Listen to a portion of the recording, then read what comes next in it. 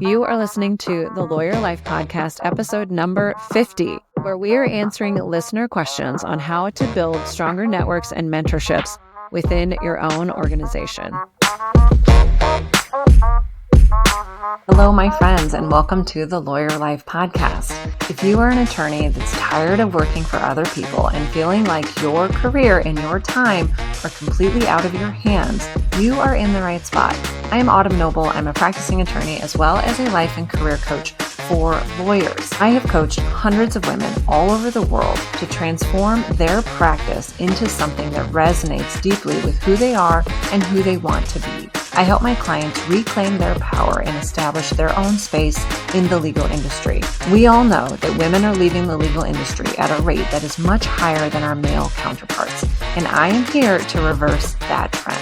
Whether you are looking to accelerate your success, make some minor adjustments in your practice, or leave law in whole or in part, I am here to help you do just that and learn from all of my experiences doing the same and supporting hundreds of women on their own unique journeys. I am so glad that you're here. Welcome to today's episode of the Lawyer Life Podcast, where we are diving into topics that will empower you to elevate your career and your personal development. Today, we're talking about the importance of networking within your existing organization and how to build meaningful mentorship relationships that can propel your growth and success. I'm your host, Autumn Noble, and today we're doing some listener Q&As where we are tackling all of your recent questions on mentoring and networking. So let's dive into it. Question number 1, how can someone begin networking within their organization? This is a great place to start for today's topic. Networking within your organization, it's not just about connecting with senior leaders and your bosses or your mentors. It's really about building relationships across your colleagues at all different levels from all different backgrounds. Obviously, a simple place to start is by attending all of your company events and casual meetups, whether virtually or in person. That goes without saying. So if you're not already doing that, that is a great place to start and develop some of those skills that will allow you to take it to the next level. The next level may mean participating in cross-organizational or cross-department projects where you're going to start working with and encountering people outside of your day-to-day bubble. Once we've gotten access to these new groups of individuals and we're ready to begin the networking process, the simplest way to go about it is to be genuinely, ridiculously interested in other people's lives, their roles, and their challenges, and asking questions along those lines. I always tell my coaching clients, people love to talk about themselves. It's not hard to get people talking if you just continually ask them questions about themselves and listen to the answers and engage with them from there. That is all that is required in networking. When you start to demonstrate a deeper or genuine curiosity in the people around you, they naturally start to form a close relationship with you, a deeper connection with you, and a different sentiment about you as a person. That is the foundation of building a different kind of a network. That deeper connection and that deeper level of trust is what will allow the networking or mentorship relationship to grow from there. Don't be afraid to network with people outside of your immediate team. Be present, be approachable, be willing to offer help when you can, and invest in building all of the relationships that present themselves to you. And you do this simply by being present, being curious, and letting the questions flow from there. If perhaps you're from a smaller organization that doesn't often hold regular get-togethers or events, a simple place to start is by printing off the employee roster for everybody in the organization and work your way through it. It may seem daunting at first, but truly you never know where those people on that list are going to be a year, 2 years, 5 years from now.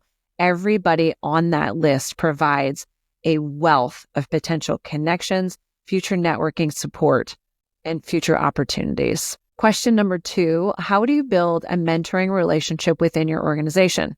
It seems like today most organizations offer a structured type of a mentoring program, but today I want to talk to you about how to really develop the mentorship relationship, whether it's within a structured program or more of an organic type of approach. Building a mentoring relationship, it's a gradual process that requires trust and mutual respect. So we start by identifying a mentor that you admire or someone whose career you respect or whose expertise maybe aligns with your own career growth goals.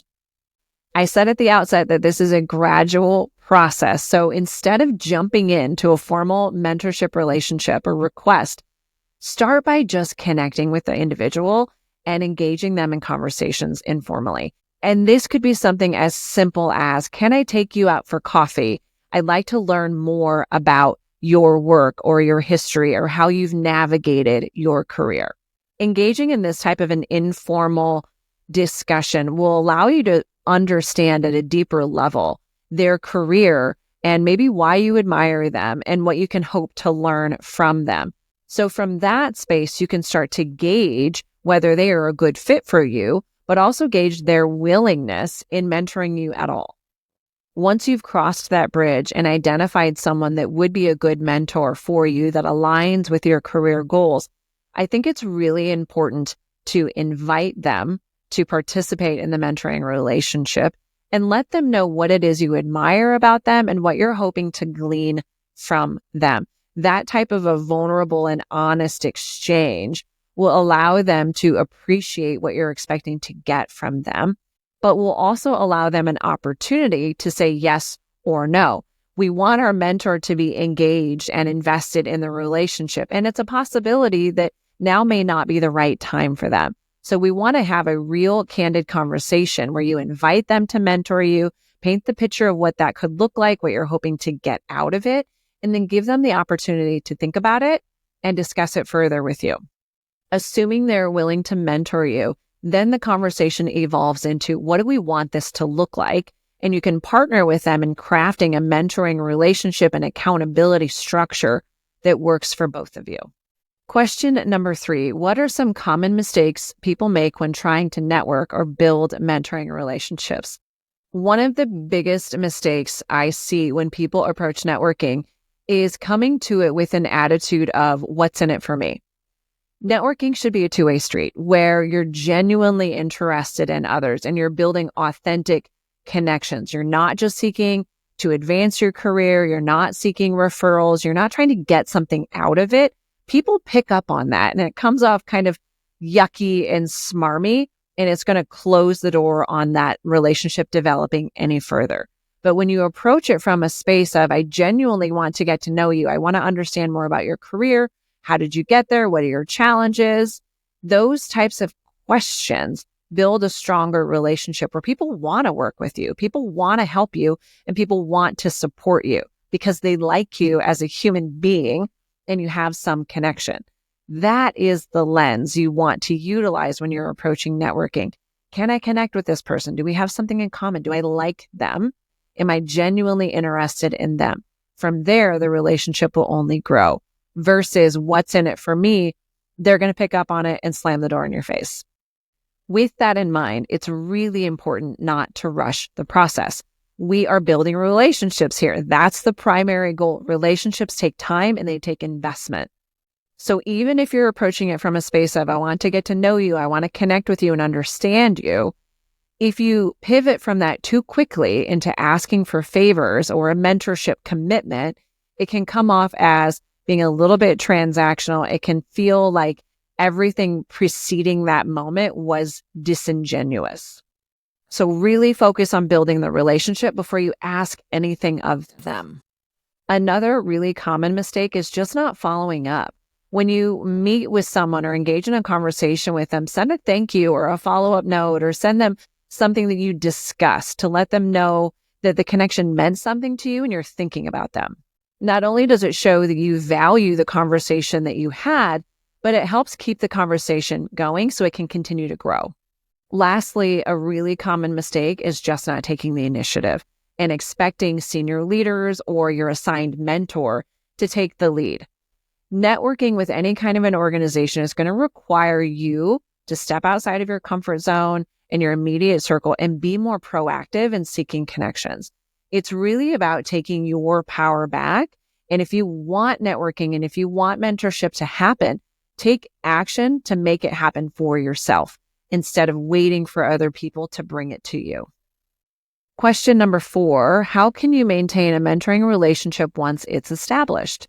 This is a good kind of follow-up from our earlier discussion. Once you've established that mentoring relationship, you've built the relationship, you've invited them to serve as a mentor, you've told them what you're wanting to get out of it, it's about ongoing communication.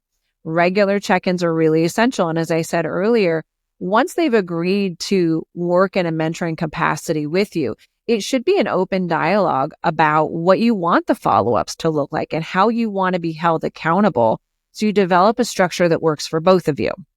Regular check-ins are essential, but given that every relationship is going to be different, you want to be flexible. It could be monthly meetings or even just a quick catch-up over email. Regardless of this structure, don't be afraid to ask for advice or share your successes and the progress that you've made on prior goals. That allows the mentor to feel like they're invested and see the support and success that they're helping you create. It allows you both to stay really invested in your growth and development. Also, be really open to feedback from your mentorship and always express gratitude for them taking the time to meet with you. Your mentor is investing their time and their energy into helping you, and they don't have to do that. And more often than not, they're not getting anything out of it. So make sure they know how much you appreciate what they are doing for you and the attention that they're offering to you. And if over time your needs change or you feel like you've outgrown the relationship, be honest about it. Thank them for the success that they've helped you create and let them know that you're sort of moving on to a new chapter in your evolution, but expressing again gratitude for them supporting you to that point. It's okay to grow out of mentoring relationships. And by recognizing that, you're really honoring their time, their space, their energy, and letting them take some of that back to better both of you. Question number 5, what's one key takeaway for someone wanting to improve their networking and mentoring relationships? This one is pretty straightforward. Be authentic and be patient. Relationships, whether they're professional or personal, they require time to build and develop and grow. So show up as yourself, invest in the other person, and let the relationship unfold naturally without trying to force it. When we allow relationships to evolve organically, it will allow you to find the right connections and the right mentoring opportunities that align with your own growth. Whether you're networking with peers or seeking a mentor, it's really important just to be present and to feel genuinely engaged in the exchange and in the conversation. When you no longer feel like you're genuinely interested in this person or engaging with them, it's a sign that maybe they're not the right mentor for you, and that's okay. And maybe the relationship has really run its course, and that's okay. So when we root all of this in authenticity, it allows us to recognize this is the right relationship, it's not the right relationship, maybe it's run its course. When that is our driving principle, only successful relationships flow from that because you're constantly checking in. Is this right for me? Does this feel authentic? Does this feel genuine? Okay, my friends, that wraps up our Q&A today on networking and mentoring within your organization. I hope that you found these tips useful, and remember that the relationships you build today are truly the foundation of your future success. You just never know where the people around you will end up. So don't overlook anyone, make those genuine connections, and allow those seeds to grow over time. If you have additional questions on building your reputation or networking at work, be sure to check out some of the other podcasts from this month where we talked about reputation building, including a meditation on how to build a strong reputation. Thank you, as always, for tuning in to the Lawyer Life Podcast. If you enjoyed this episode, please be sure to subscribe and leave us a rave review on your podcast listening platform. And as always, feel free to reach out if you have any questions or topics you would like me to dive into on upcoming episodes. Until next time, take care. Thanks for listening, and thanks for sharing with your friends.